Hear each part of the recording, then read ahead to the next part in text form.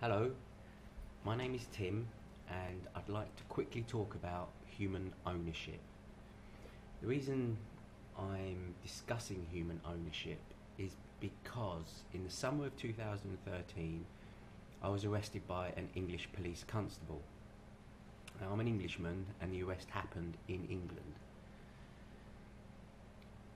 Before the actual arrest took place, I asked the police constable, did he see me commit an act of violence? To which the answer was no. Did he see me commit an act of theft or indulge in fraud? The answer to both those questions were no. And I then asked him, am I suspected of being violent, committing an act of theft or indulging in fraud? I.e., has someone informed him? Does he suspect me? Do I fit a description? Anything like that? The answer was no.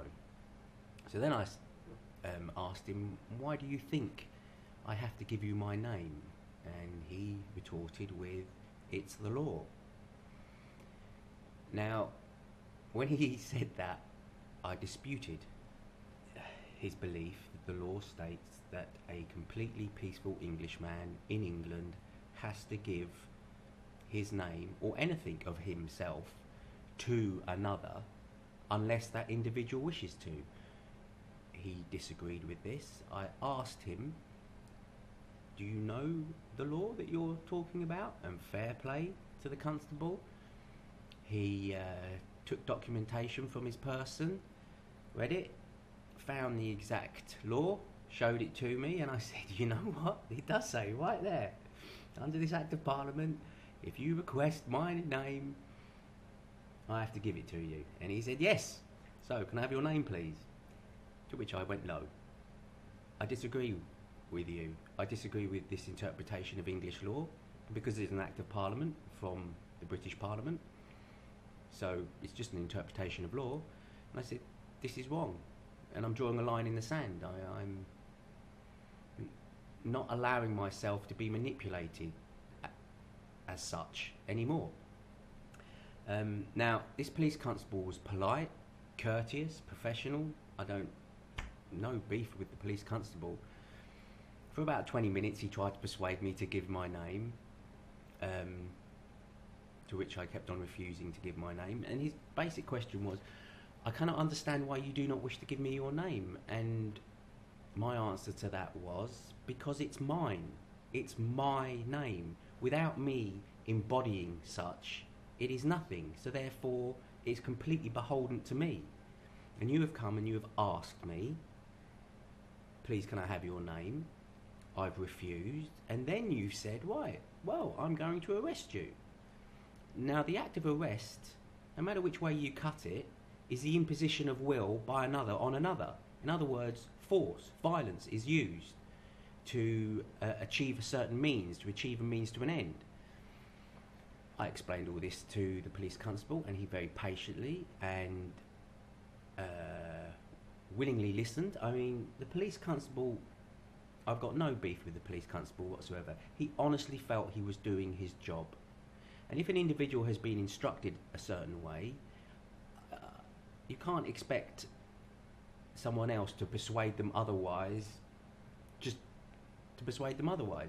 They have been instructed in a certain way to hopefully always negate the use of force and violence and criminality.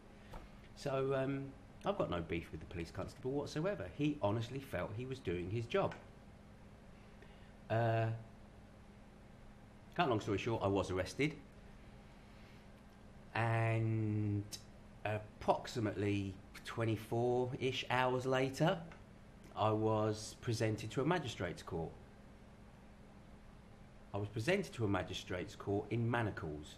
In other words, there was no other charge. Oh, I do apologise. By this time, they had tried to put quite a few other charges on top of the initial charge of not giving my name, and that was just purely to try and intimidate and scare me. They're allowed to do that. If they wish to try and influence me, they can do that. So, but ostensibly, it was about my name. And why I say the core focus on this is my name is because I am now in Crown Court. I'm now in the higher courts for magistrates, and all those other charges have, funnily enough, just dropped away. In other words, the core charge is I refuse to give my name in compliance to an Act of Parliament.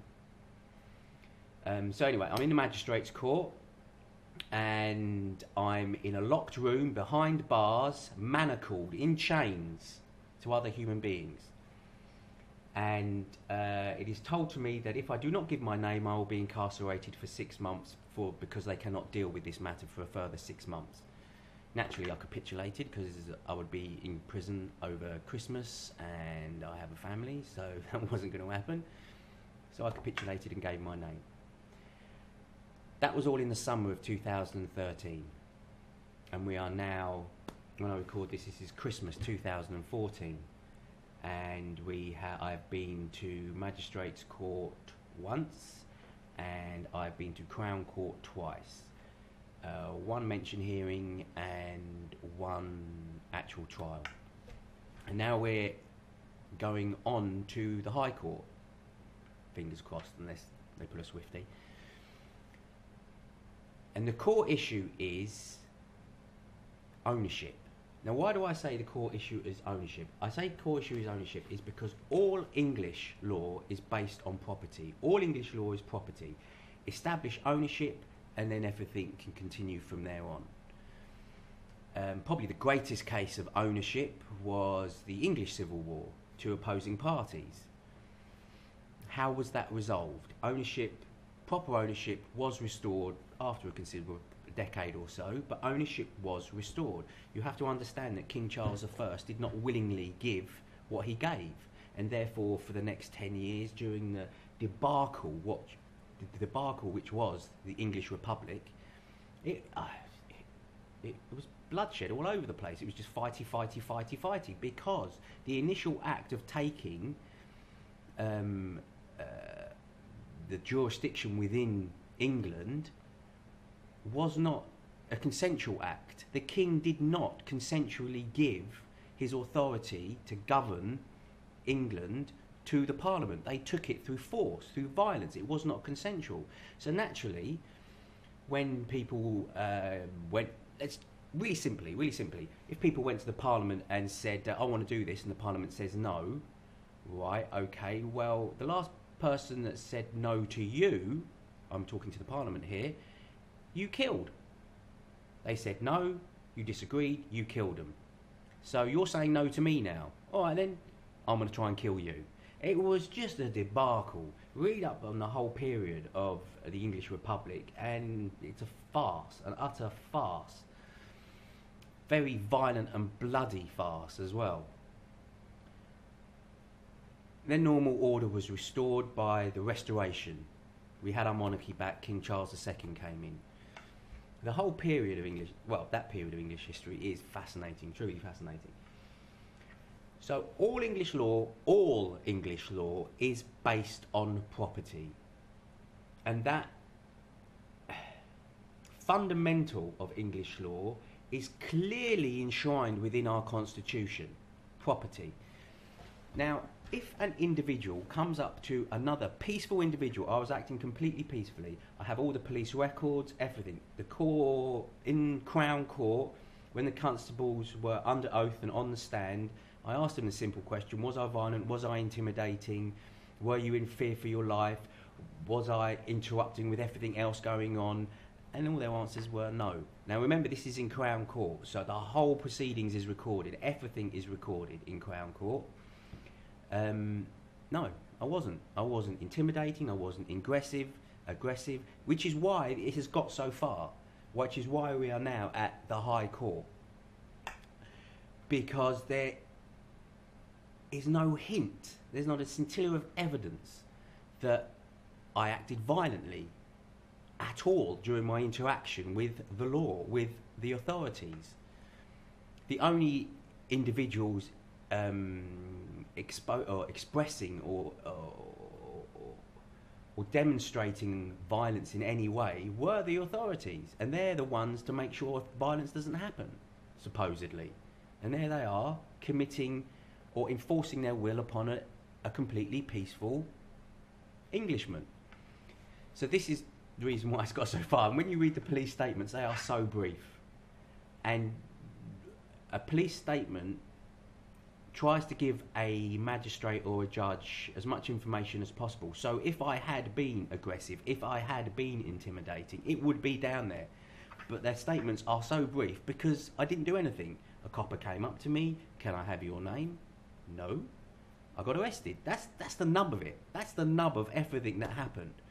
And this is why we are now into Crown Court, High Court. Now, the reason why I say ownership of yourself is so important, because until you clearly know who owns you, I cannot see how full equitable business relations can begin or can happen at all. And I feel that the only reason I was arrested is because the police via the government, or should I say the government via the police, the government feels as though they own me or they have part ownership of me. So I wish to clearly establish who owns me. Me or the government? Me or some other form of constituted authority? Because I attest within the English Constitution, it clearly, unequivocally states that the individual is sacrosanct within English law. And yet, a completely peaceful individual was held for over 24 hours. I was arrested on a Thursday morning at 11 o'clock and I was released around about 4 o'clock in the afternoon on the Friday. Spent the night in the cells, then in the court cells, then in front of magistrates, then released. A completely peaceful Englishman. Now, how is this Englishman now going to interact with the rest of society if he feels as though he must always, doesn't matter what circumstances, because I must emphasise, I was completely peaceful. It doesn't matter under what circumstances he can be forced to do something, even if he does not wish to do it. Now, within the United Kingdom, we seem to be having a right soul searching, because it seems as though for decades we thought that way towards children. Children can be forced to do whatever they want because we're adults and we know best. And look at the quagmire that has got us into. I don't know if most people are aware outside of England, but the British are going through a complete soul-searching period at the moment of how we have treated children over the last few decades, which is basically, you'll do what we say because we're adults, from what I can tell. It's been disgraceful how we have been treating children.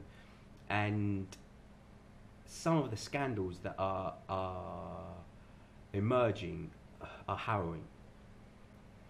The same thing seems to be happening to adults, to anyone in England. You will do what we tell you to do because. Now, the other scary thing about this whole idea of we are owned by the government is that immediately infers an act of they are the adult and we are the child. We must do what they say because we are incapable of looking after ourselves. All I'm trying to do is demonstrate to the court and the law that I'm more than capable of looking after myself. I wish to look after myself. I want the government to stop interfering with my life. In all the different ways it does it. Now, I have supreme faith in English law. I have supreme faith in the court system. I have supreme faith in the constabulary, personally. I have faith in our police. I've had too much contact with the police over the years to think that they are a bunch of reprobates. They are not. They are good, decent men and women. Perhaps they've just been instructed incorrectly. Perhaps they haven't been instructed of their full power and capabilities. I mean, why police constables constantly refer to themselves as police officers and not police constables, and all the power that comes with that voluntary position, baffles me, absolutely baffles me. The power of a police constable is immense because it is a voluntary position given through want, through consent, established under common law. A police officer is a system of funding a police network within the United Kingdom. The statutory tools and vessels used to create police forces, all they did was they took an existing concept within our nation, a police constable, and they regulated it statutorily. In other words, it was already there and they haven't replaced it. All they've done is built upon it, which is why you have the different capacities of police constable and police officer. Now, I wish to talk about this case in much greater depth. I've attempted to write a book about it. When I say I've attempted to write a book about it, it's my first book ever. I'm not that great at English. I'm most certainly not that great at compiling a book, but I've given it a go. All I've used is a word processing package, and then I converted it using a PDF converter and compiler into a book. I've tried to bookmark it the best I can. As I say, it's my very first attempt. I'm not that fantastic at English. Hopefully I will improve with your grace and you pointing out where you think improvements could be made. The book is called The Black Must Be Discharged. The Black Must Be Discharged by Tim Back. That's me. My name's Tim. I've called it an English Crown Realm book and companion. So it deals with English law, and hopefully it will be a companion to you if you read it or if you ever get stuck with English law. The only reason there's a parental advisory notice on the front page, or a page or two within the book, is because it's it's hypertext. So you can click on links and it'll take you to mainly YouTube and law documents that are on the web, freely available on the web. And some of the YouTube videos contain swearing, and I know that many people don't like swearing, and they most certainly do not think it is suitable for children. So that is the reason why there's a parental advisory. Some of the links link to human beings who express themselves through swear words. I have clearly stated that there are no links to articles about sex, no links to pornography, no links to paid advertising, so on and so forth. I may have been a bit indulgent. I've been studying law, well, all my life really, but in earnest since about 2006, 2007. I don't know if you can remember what was happening internationally about 2006. I was scratching my head thinking the answer is in law. I've always known the answer is in law, always. And so about 2006 I went back to hitting the books, which I hadn't really done since my university days. Between university and 2006, 2007, I was always interested in law. I was always reading about it, but I wasn't studying it. 2006-ish, 7, at my own volition, I hit the books again, and I haven't really put them down since then. And even that couldn't stop me getting arrested. I mean, I wasn't a complete novice when it came to the law, when I was having the interaction with the incredibly polite copper. Still, I got arrested. Still, I spent all that time in prison. It's got to stop. This violence has got to stop. This violence by the state has got to stop. We have got to be able to live our lives peacefully and equitably within our nation. And as soon as we do, others will notice how England is a a prosperous place and a peaceful place. If we remove the whip and chain that we have placed in the government's hand. No one should have that whip and chain. The only time we should be able, or we should come together to impose ourselves is when an individual or group of people are trying to impose themselves on us.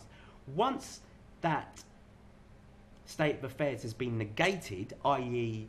the two groups, that's it, it's over, that's it. We don't need the constant whip and chain. What I'm saying is within English law there are occasions for, it is allowed for self-defence, reasonable self-defence. English law does allow for self-defence. That's what I was trying to explain then. So, I think I've more or less covered it all. It's Christmas. I wish to do many more of these videos explaining the whole book in 2015. There are links, as I say, within the book. I must admit, this book is an awful lot of it is written for me, really. I'm selfish like that. I've written it for me. And I wanted it published because I did not want 2015 to be exactly the same as 2013, 14, 13. they all just seem to be melding into one another, my years. Whereas if I publish this and get it out publicly, I don't really think that's an option anymore. An awful lot of the links are very obscure. For example, under copyright, there is absolutely no reason why an individual cannot use copyright to their own advantages when it comes to corporations and all those that have associated with under the realm of commerce, which is basically everyone who doesn't associate charitably or on an individual capacity, and even charity is a bit questionable. But copyright isn't necessarily a bad thing. Statute laws aren't bad things as long as they are applied to what they are meant to be applied to. But statute law is being applied to us. It's a bit preposterous, isn't it? We're human beings. So when I say the links are a bit obscure, if you click on copyright, it opens up to a mix. And you may be thinking, why is it opening up to a mix? Well, mainly so you've got some nice music to listen to while you're reading the rest of the book.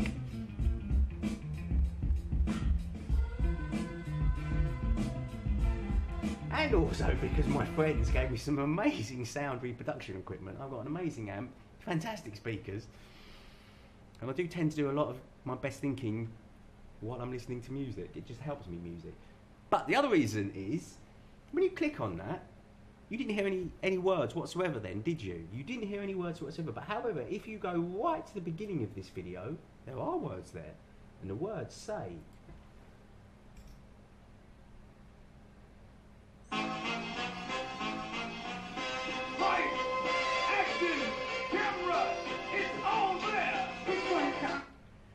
Lights, camera, action. That's all it is. To a certain extent, life is one big play. But that really is all law is. It's just a proposition. Lights, camera, action, let's go. Let's see what we can have. In some of the links, you'll think, why has he linked that for? Well, see, law is layered.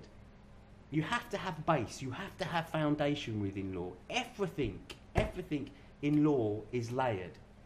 Everything, a case within a case. Reasoning built upon reasoning. English law is fantastic. I have complete faith in English law. As long as we can navigate the vessel correctly, we will get to our destination. So naturally, if you listen to that first of all, you'll remember, but it's very nice music. It's nice to listen to, hopefully read my book too, but also, if you go to the beginning, it says a little bit different. It's just a proposition, as all law is, a proposition. So that's just a sneaky little intro into how some of the links are right to the point. Other links are quite obscure. I.e., one of them, you have to have a look. The actual thing I'm pointing to is a little bit on the page, on the web page somewhere. I'll probably get round to removing all those.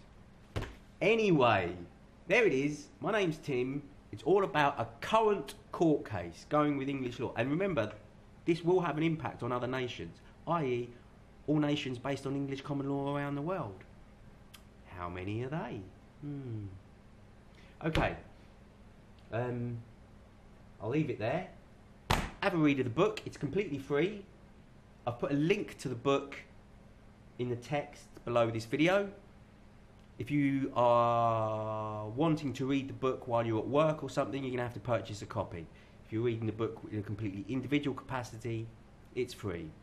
Any other capacity, i.e. if they're reading this book within the law courts, within Parliament, within a police station, within a solicitor's office, you can't go to the free book. The free book, under the terms and rights, under the terms and conditions of my copyright, it clearly says it's only for an individual, for an individual capacity.